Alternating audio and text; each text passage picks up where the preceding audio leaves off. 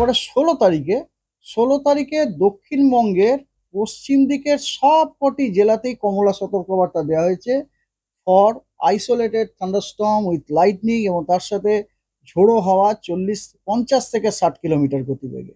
তার মানে এগুলো হওয়ার যথেষ্ট সম্ভাবনা বেশি। এবং দক্ষিণবঙ্গের বাকি জেলাগুলিতে থান্ডারস্টর্ম উইথ লাইটনিং ও তার সাথে 30 থেকে 40 কিলোমিটার গতিবেগে ঝোড়ো হওয়ার সম্ভাবনা আছে। আর ওই দিনে অর্থাৎ 16 তারিখে কিন্তু মানে দক্ষিণবঙ্গের কোনো জেলাতেই হিট ওয়েভ বা হট অ্যান্ড হিউমিড ওয়েদারের কোনো সতর্কবার্তা নেই, হওয়ার সম্ভাবনা নেই। আর উত্তরবঙ্গের দার্জিলিং, জলপাইগুড়ি এবং কোচবিহার এই তিনটি জেলাতে ভারী বর্ষণের সম্ভাবনা আছে দু এক জায়গায় বিক্ষিপ্তভাবে।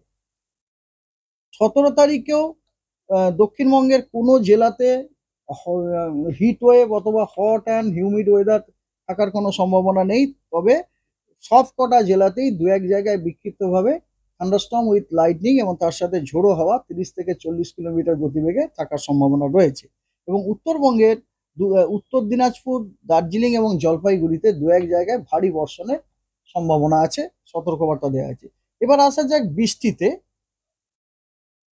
বৃষ্টি আহ, আজকে আজকে পশ্চিমবঙ্গের সব জেলাতেই ইনক্লুডিং কলকাতা বৃষ্টির সম্ভাবনা আছে।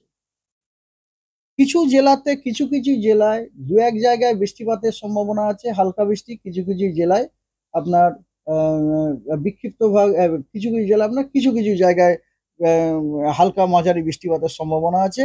আর তবে উত্তরবঙ্গের যে উত্তরের 5টা জেলায়, ওই জেলাগুলিতে কিন্তু জেলাগুলির বেশিরভাগ জায়গাতেই হালকা মাঝারি বৃষ্টিপাতের সম্ভাবনা রয়েছে।